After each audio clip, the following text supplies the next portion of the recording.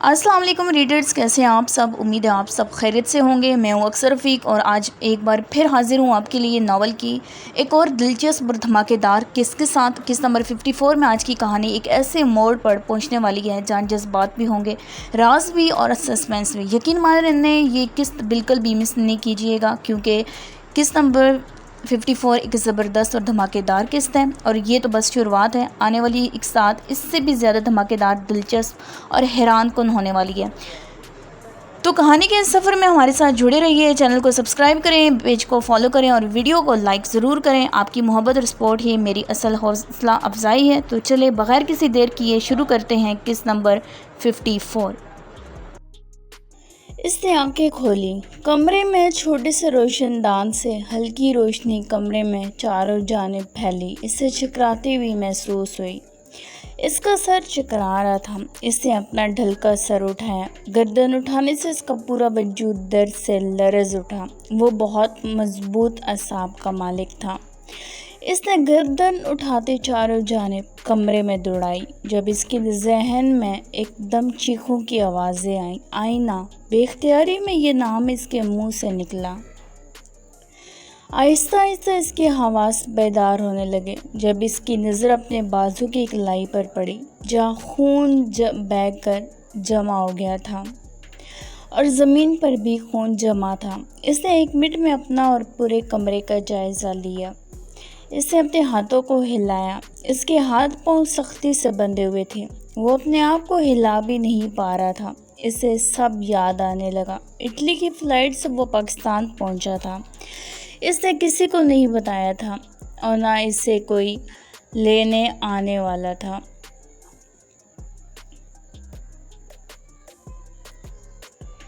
اور نہ اس نے کسی کو بلایا تھا۔ اس نے ایئرپورٹ سے باہر نکلتے ایک ٹیکسی کو روکا۔ وہ ٹیکسی میں بیٹھا۔ اس کا سر زور سے چکرایا۔ پھر اسے نہیں یاد کہ اس کے ساتھ کیا ہوا۔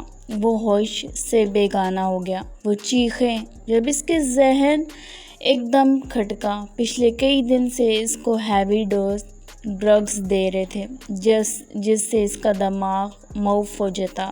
وہ سوچنے سمجھنے کی صلاحیت سے محروم ہو جاتا۔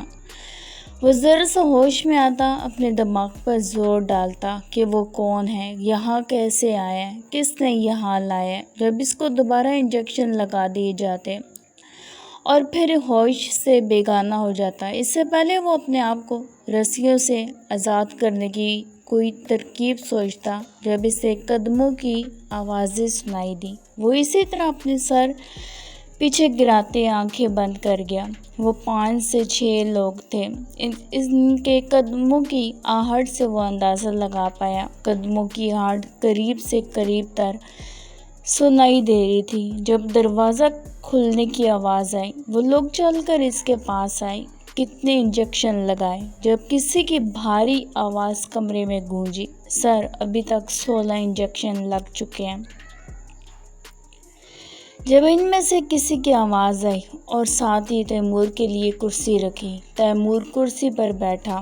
اب نہیں لگانا، اسے ہوش میں لاؤ۔ جب اس کا ساتھی بھاگ کر گرم پانی سے بھری بالٹی لے کر اس پر پھینکا، وہ درد سے کراہ اٹھا۔ گرم پانی سے اسے لگا جیسے اس کے زخموں سے خون رسنے شروع ہو گیا۔ اس نے اپنے لبوں کو سختی سے آپس میں میچا۔ اب وہ درد سے تڑپنے لگا۔ اپنی آنکھیں کھولتے سامنے بیٹھے شخص کو دیکھا، تیمور جہانگیر۔ وہ چونکا نہیں تھا۔ افریم کی آنکھیں ایک دم لال ہوئی تھیں۔ اپنی سرخ وحشت بھری آنکھوں سے تیمور جہانگیر کو دیکھنے لگا۔ ویسے ماننا پڑے گا، اتنے ہیوی ڈوز ڈرگز دینے کے بعد بھی تم میری آنکھوں میں دیکھنے کی جرات رکھتے ہو۔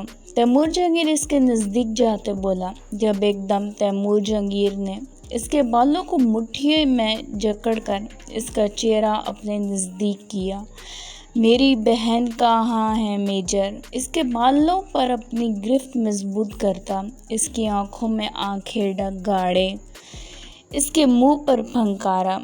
افراہیم نے اپنی سرخ آنکھیں اس کی آنکھوں میں گاڑی۔ اس کا وجود کا ہر حصہ درد سے کراہ رہا تھا۔ میری بہن کہاں ہے؟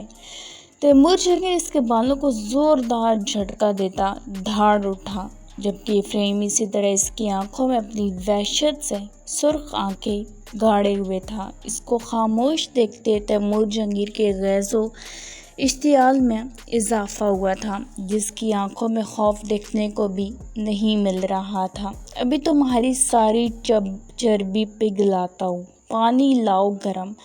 تیمور اپنے پیچھے کھڑے ساتھیوں کو دیکھتے چیخا۔ افراہیم کی وحشت بھری آنکھوں کو دیکھتے تیمور اپنے غصے پر کنٹرول کھونے لگا۔ وہ اس کی آنکھوں میں اپنے لیے خوف دیکھنے آیا تھا۔ تیمور نے اس کے بالوں کو جھٹکا دیتے، اس کے بالوں کو چھوڑتے افراہیم کے منہ پر زوردار تھپڑ مارا۔ افراہیم کی گردن ایک طرف ڈھلکی۔ اس کا ساتھی پہلے سے زیادہ ابلتا پانی لے کر اس پر جھٹکے سے ڈالا۔ اسے لگا اس کا پورا وجود جھلس گیا ہو، اس کے زخموں سے خون رسنے لگا۔ وہ زور زور سے چیخنے لگا، بتا میری بہن کہاں ہے، نہیں تو جان سے مار دوں گا، سالے بتا میری بہن کہاں ہے۔ تیمور غصے سے پاگل ہونے لگا۔ ہانیوں کو غائب ہوئے 3 دن ہو گئے تھے۔ وہ سولی پر لٹکا ہوا تھا، نہ جانے اس کی بہن کس حال میں ہوگی۔ اس سوچتے وہ پاگل ہو رہا تھا۔ تیمور نے آگے بڑھتے اس کے جبڑے کو اپنی سخت گرفت میں لیا، جو زور زور سے چیخ رہا تھا۔ اس کا جبڑا پکڑنے پر افراہیم نے طنزیہ مسکراہٹ سے اسے دیکھا۔ اس کی مسکراہٹ دیکھ کر تیمور جنگیر کا غصہ آسمانوں کو چھونے لگا۔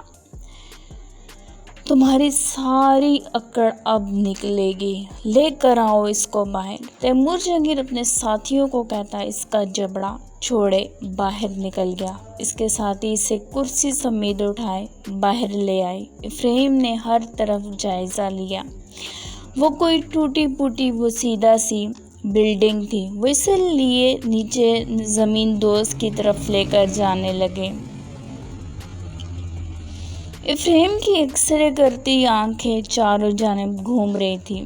وہ اس سے لے کر ایک کال کوٹری میں آئے، جہاں تیمور جنگیر پہلے ہی کرسی پر بیٹھے ٹانگ پر ٹانگ چڑھائے موبائل پر لگا ہوا تھا۔ اس کا چہرہ غصے سے سرخ تھا۔ اس کال کوٹری میں اندھیرا ہی اندھیرا تھا۔ اس کال کوٹری میں تھوڑے سے حصے پر روشنی تھی جہاں تیمور جنگیر بیٹھا ہوا تھا۔ اسے اندھیرے میں تیمور جنگیر کے سامنے لا کر بٹھایا۔ اب بول میری بہن کہاں ہے؟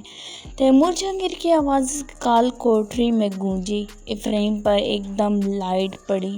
افراہیم کی خاموشی اسے کھٹک رہی تھی۔ وہ جان گیا تھا کہ وہ بہت مضبوط اعصاب کا مالک ہے، نہیں تو وہ کسی اور پر اس طرح گرم پانی گراتا یا اتنے ہیوی ڈوز انجیکشن لگتے اس طرح تو وہ کب کا مر چکا ہوتا۔ افراہیم اسی طرح اس کے سامنے بیٹھے اس کی آنکھوں میں اپنی سرد آنکھیں گاڑے ہوئے تھا، جو تیمور جنگیر سے برداشت نہیں ہو رہا تھا۔ تیمور جنگیر کے پاس وقت نہیں تھا، اسے ایک جگہ پہنچنا تھا۔ وہ افراہیم کی تمام انفارمیشن نکلوا چکا تھا۔ اس کی تمام پرسنل انفارمیشن بھی اس کے ہاتھ لگی تھی۔ اس کی انفارمیشن نکلوانے کے لیے اس نے پیسہ پانی کی طرح بہایا تھا۔ وہ اس کے عہدے اور مقصد سے بھی واقف ہو گیا تھا۔ اس کے باپ کو مارنا، ہانی کو اٹھانا، پھر اس کو میسج کرنا، پھر اس کے باپ کی لاش کو غائب کروانا۔ وہ پاگل ہو گیا تھا۔ بتا، وہ ایک دم دھاڑا۔ افراہیم اسے اسی طرح خاموشی سے دیکھتا رہا۔ چلو آج تو میں ایک کہانی سناتا ہوں، وہ ایک دم کہکا لگاتا بولا۔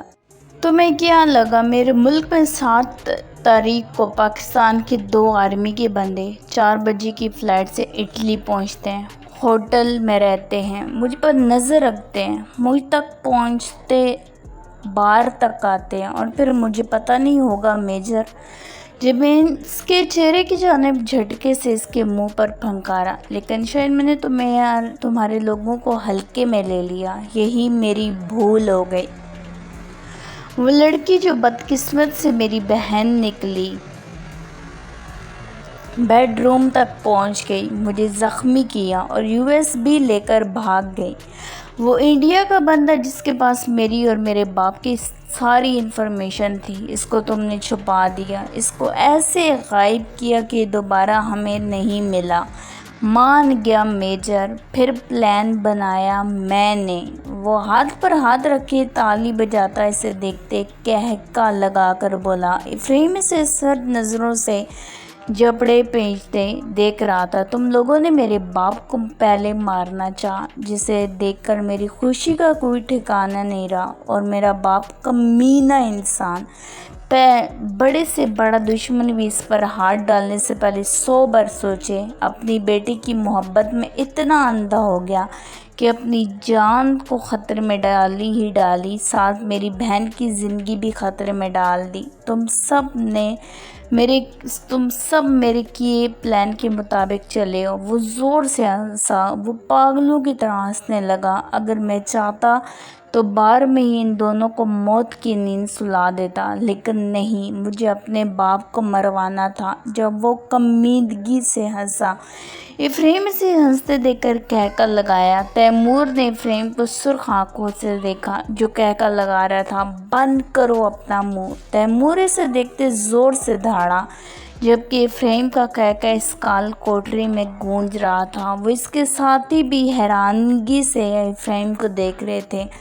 اس نے نورب کو منظر سے ہٹانے کے لیے اپنا آپ پیش کر دیا تھا، اپنے آپ کو منظر عام پر لے آیا تھا۔ اس کے کہکوں کی آواز ہر جانب گونج رہی تھی۔ شکیل، لے کر آؤ اس کی بیوی کو۔ تیمور کی دھاڑ سے افراہیم کو اپنے پیروں سے زمین نکلتی محسوس ہوئی۔ افراہیم نے حیرت سے تیمور پھر شکیل نامی شخص کو باہر جاتے دیکھا۔ اس کا مطلب وہ چیخیں، وہ آئینہ کی چیخیں تھیں۔ اس کی آنکھوں میں خوف در آیا۔ بیوی کا نام سنتے ہی افراہیم نے بے چینی سے پہلو بدلا تھا۔ سب کچھ پلان کے مطابق ہو رہا تھا۔ اس کی خوف بھری آنکھیں دروازے پر ٹکی ہوئی تھیں۔ تیمور اٹھتا اس کی جانب بڑھا۔ تیمور نے اس کی آنکھوں میں خوف کی پرچھائی دیکھ کر کہکا لگایا۔ یہی خوف تو وہ اس کی آنکھوں میں دیکھنا چاہتا تھا۔ جب تھوڑی دیر بعد شکیل نامی شخص نے اپنے کندھے پر آئینہ کو ڈالے اندر داخل ہوا اور نیچے زمین پر لٹایا، جو کالج یونیفارم میں دوپٹے کے بغیر بکھری حالت میں ایک سائیڈ سے آستین پھٹی ہوئی ہوش سے بیگانہ پڑی ہوئی تھی۔ افراہیم پھٹی نظروں سے اسے دیکھنے لگا۔ اسے ایسے لگا کہ وہ اپنی اگلی سانس نہیں لے پائے گا جب تیمور جہانگیر آئینہ کی طرف بڑھا اور اس کے پاس بیٹھے ہاتھ اس کے چہرے کی جانب بڑھایا۔ ہاتھ مت لگانا۔ وہ اتنے زور سے دھاڑا کہ تیمور اور اس کے ساتھیوں کو لگا جیسے اس کے کانوں کے پردے پھٹ گئے ہوں۔ افراہیم کی آنکھوں میں خون اتر آیا۔ آئینہ کی حالت دیکھ کر وہ اندر سے خوف سے کانپ رہا تھا۔ وہ سمجھ گیا تھا کہ وہ اس کی فیملی تک پہنچ گیا ہے۔ اس نے انفارمیشن نکلوانے کے لیے ایڑی چوٹی کا زور لگایا ہوگا، پیسہ پانی کی طرح بہایا ہوگا، اور یہ بھی سمجھ گیا تھا کہ اس کی انفارمیشن انہی کے لوگوں میں سے کسی نے لیک کی ہوگی۔ جہاں کچھ ایماندار لوگ تھے، وہاں کچھ غدار لوگ بھی پائے جاتے تھے۔ اس یونٹ میں وہ پیسوں کو دیکھ کر بک گئے تھے اور ان میں سے کسی کو چھوڑنے کا ارادہ نہیں رکھتا تھا۔ تیمور جہانگیر، تمہاری دشمنی مجھ سے ہے، میری بیوی کو چھوڑ دو۔ شروعات تم نے کی ہے میجر، میری بہن کو غائب کروا کے۔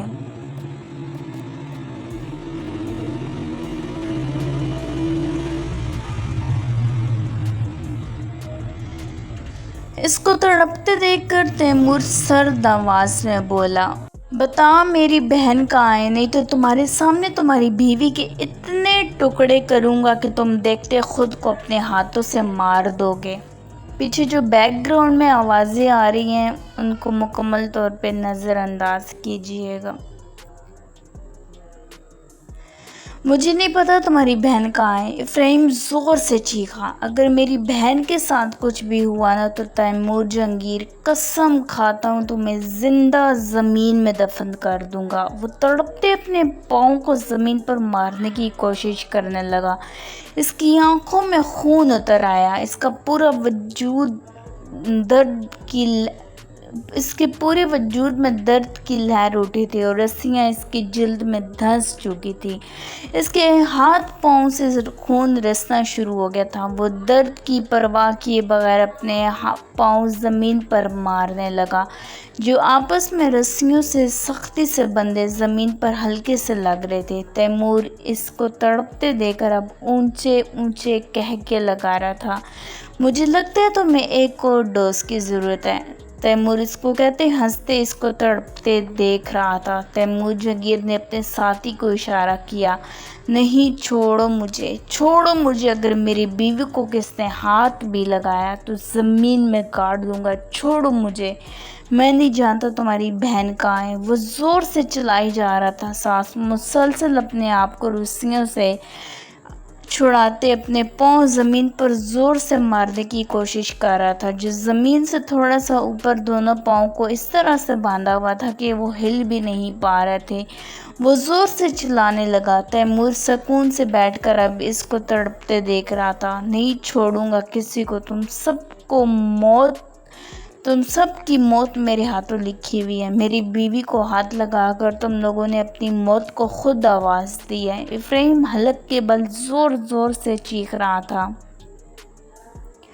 اس کے منہ سے گھٹی گھٹی آوازیں نکل رہی تھیں۔ زور سے چیخنے سے اس کی آواز بیٹھ گئی تھی۔ کئی دنوں سے اس نے پانی نہیں پیا تھا، ایک قطرہ بھی حلق سے نہیں اترا تھا۔ وہ مسلسل اپنے آپ کو چھڑانے کی کوشش کرنے لگا۔ جہاں آئینہ کو لٹایا ہوا تھا وہاں لائٹ آف کر دی گئی تھی۔ وہ آئینہ کی حالت دیکھتے تڑپ اٹھا تھا۔ اتنا اسے اپنے زخموں میں سے درد محسوس نہیں ہو رہا تھا جتنا اسے آئینہ کی حالت نے تڑپا دیا تھا۔ جب تیمور کا ساتھی انجیکشن بھرتے اس کی طرف آیا اور اس کے نزدیک جاتے ایک دم اس کے سینے میں سوئی کھبوئی۔ وہ تڑپنے لگا، اس کے زخموں سے چور وجود ہچکولے کھانے لگا۔ اس کو پہلے کی طرح اپنے وجود میں کیڑے رنگتے محسوس ہوئے۔ وہ زور زور سے چلانے لگا اور ساتھ مسلسل اپنے پاؤں کو زمین پر مارنے کے ساتھ ساتھ اپنے آپ کو رسیوں سے آزاد کروانے کی کوشش کرنے لگا۔ اس کا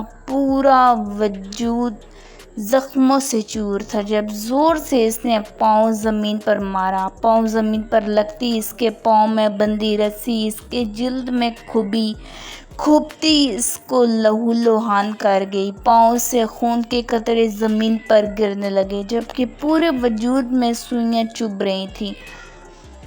تیمور اور اس کے ساتھ ہی کھڑے اسے تڑپتے دیکھ کر کہکہے لگا رہے تھے۔ وہ جانتا تھا اس کے انجیکشن کے اثر سے وہ جلدی بے ہوش ہو جائے گا۔ وہ نہ جانے آئینہ کے ساتھ کیا کریں گے۔ جب دوبارہ اس نے پاؤں زمین پر مارا، رسی اس کی جلد کو چیرتی مکمل اس کے اندر دھس گئی۔ خون ابل ابل کر بہنے لگا۔ اس کی پنڈلیاں مکمل زخمی ہو چکی تھی۔ وہ آہستہ آہستہ غنودگی میں جانے لگا۔ میری بیوی کو کچھ مت کرنا، نہیں، مار دوں گا، تم سب کو مار دوں گا۔ اس سے پہلے کہ وہ مکمل ہوش سے بیگانہ ہوتا، اسے اپنے پاؤں میں وائبریٹ ہوتی محسوس ہوئی۔ اپنے پاؤں پر وائبریشن محسوس کرتے مکمل سکون سے آنکھیں بند کر گیا۔ سر، سگنل ملے ہیں۔ وکاس جو کنٹرول روم میں بیٹھا اپنا کام کر رہا تھا، ایک ریڈ لائٹ زور و شور سے بلنک کرنے کے ساتھ ساتھ عجیب سی آواز پیدا کر رہی تھی۔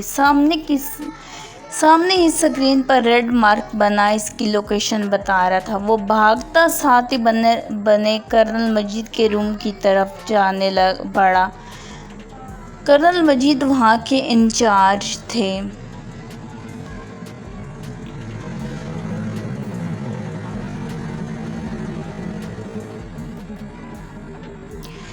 جہاں مختلف جدید مشینیں رکھی ہوئی تھیں جو مشن کے وقت ان کی ٹیم ان کے ساتھ رابطے میں رہتی، پل پل کی رپورٹ ان تک پہنچ جاتی۔ یہ کنٹرول روم ان کے ہیڈ کوارٹر کی بیسمنٹ میں بنا ہوا تھا۔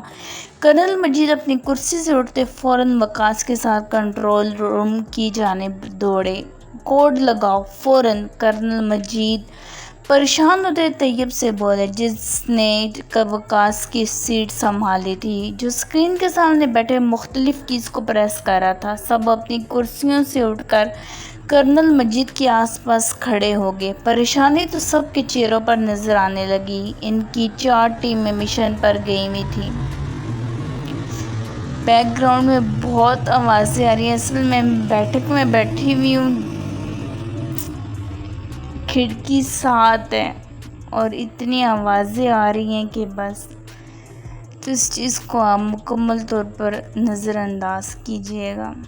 میں خود ڈسٹرب ہو رہی ہوں اس چیز کی وجہ سے، لیکن میرے پاس ٹائم نہیں ہے، میں نے جلدی سے وائس اوور دینا ہے اور ایپیسوڈ اپلوڈ کرنی ہے۔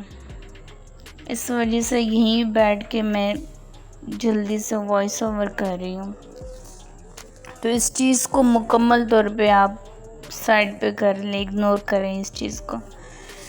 پریشانی تو اس کے چہروں پر نظر آنے لگی، پریشانی تو سب کے چہروں پر نظر آنے لگی۔ ان کی 4 ٹیم مشن پر گئی ہوئی تھیں، جن میں سے 2 تو واپس آ گئی تھیں، 2 مشن پر تھیں۔ واپس جو آئی تھیں ان میں سے ان کا ایک بندہ ابھی تک نہیں پہنچا تھا، جسے سن کر کرنل مجید پریشان ہو گئے تھے۔ صبح انہیں نورب کی بھی کال آئی تھی، اپنے ہر طریقے سے پتہ کروانے کی کوشش کی تھی، لیکن اس کا پتہ نہیں لگا سکے تھے جب تک وہ خود کچھ سگنل نہ دیتا، اس کی لوکیشن نہیں پتہ لگوا سکتے تھے۔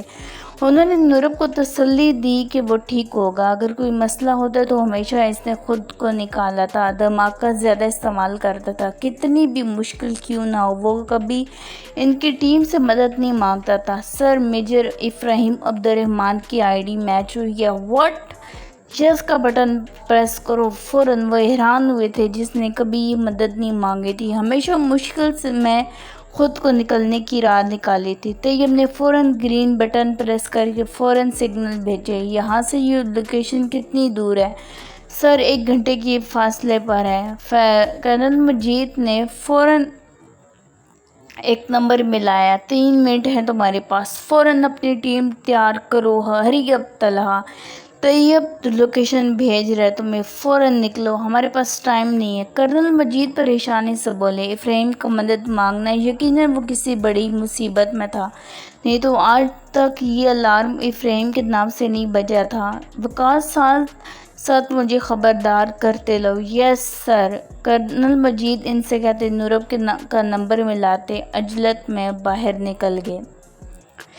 افراہیم ولا میں قیامت برپا ہوئی تھی۔ رباب بیگم نے رو رو کر اپنا برا حال کیا ہوا تھا۔ 2 مرتبہ ان کا بی پی شوٹ ہو چکا تھا، جس پر ڈاکٹر جو گھر بلایا ہوا تھا ان کو سکون آور انجیکشن دیتے چلا گیا کہ انہیں سکون کی ضرورت ہے۔ مہروش بھی اپنے بھائی کی گمشدگی، آئینہ کے اغوا ہوتے سن کر رباب بیگم کی حالت دیکھ کر روئی جا رہی تھی۔ عبد الرحمن صاحب اور زیام کل رات سے نکلے ہوئے تھے۔ زیام جب آئینہ کو کالج لینے گیا تو وہاں جا کر ایک لڑکی جو آئینہ کی کلاس کی تھی، زیام کو آئینہ کے بھائی کے طور پر جانتی تھی، آئینہ کا بیگ اس کے جوتا جو نیچے پڑا ہوا تھا زیام کو دیا اور اس سے ساری بات بتائی کہ اس طرح گاڑی میں کچھ لوگ آئینہ کو اٹھا کر لے گئے، یہاں کسی نے کچھ نہیں کیا، کوئی مدد نہیں کی، نہ کوئی مدد کو آیا۔ جسے سن کر زیام کو اپنا سر چکراتا ہوا محسوس ہوا۔ وہ کس طرح گھر پہنچا وہی جانتا تھا۔ گھر آتی رو رو کر ساری بات بتائی۔ رباب بیگم کو لگا ان کے وجود کا ٹکڑا کسی نے کاٹ کر پھینک دیا۔ عبد الرحمن صاحب نے پولیس میں رپورٹ کروائی تھی، پولیس بھی جگہ جگہ چھاپے مارے تھی، لیکن انہیں کوئی سراغ نہیں مل رہا تھا، سب انہیں ڈھونڈنے میں لگے ہوئے تھے۔ شمائم شفان کو چھوڑے جب اندر داخل ہوا تو اسے مہروش کی کال آئی اور روتے ساری بات بتائی، جسے سنتے ہی اس کو تسلی دیتے فون بند کر گئے اور سب کو بتایا، جسے سن کر جلال الدین عالم شاہ اور ہمایوں صاحب سن کر پریشان ہو گئے تھے۔ بابا سنگھ آپ اس لڑکی کو لے کر حویلی پر جائیں، باقی ہم سب دیکھ لیں گے، آپ پریشان مت ہوئیے گا، رب نے چاہا تو سب خیر ہوگی، اور یہ بات اماں سنگھ کو مت بتائیے گا نہیں تو ان کی طبیعت خراب ہو جائے گی۔ ہمایوں صاحب جلال الدین عالم شاہ کو دیکھتے جن کے چہرے پر پریشانی تھی، تیزی سے شمائم کو لے کر نکلے تھے۔ شمائم نے سب سے پہلے افراہیم ولا کی سیکیورٹی مزید بڑھا دی تھی۔ وہ تھکے ہارے ایک جگہ سے پتہ کر کے آئے تھے، وہاں سے مایوسی سے لوٹنے کے بعد کیفے میں چائے پی رہے تھے۔ 2 دن سے سوئے نہیں تھے، دماغ کی رگیں پھٹنے کے قریب تھی۔ نورب سیام کے ساتھ بیٹھی تھی کیفے میں، اپنی طرف سے انہیں ڈھونڈنے کی مکمل کوشش کر رہی تھی۔ آئینہ کا اغوا ہونا اس کے شک پر مہر لگ گئی تھی کہ تیمور جہانگیر افراہیم تک اور اس کی فیملی تک پہنچ چکا ہے۔ اس کی بہن ان کے قبضے میں تھی تو کیسے ہو سکتا تھا کہ وہ انہیں نقصان نہ پہنچاتا۔ ہنیہ کو لے کر آنا ان کے پلان میں شامل تھا۔ ہنیہ ایک دانہ تھا جسے یہاں آتے ہی ان لوگوں نے دھر لینا تھا، جسے اور تیمور نے چگتے آنا تھا۔ یہاں آتے ہی ان لوگوں نے اسے دھر لینا تھا۔ ان کی پوری ٹیم تیار بیٹھی ہوئی تھی۔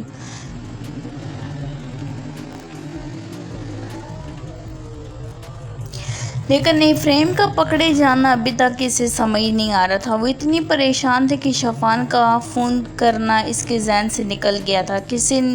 کس نے انفارمیشن لیک کی ہوگی؟ افراہیم کی کوئی خبر نہیں تھی، اب آئینہ کی خبر نہیں تھی۔ آپی، زیام نے نورب کو دیکھ کر کہا، جو سوچوں میں اتنی غرق تھی۔ ہاں ہاں، کیا ہوا؟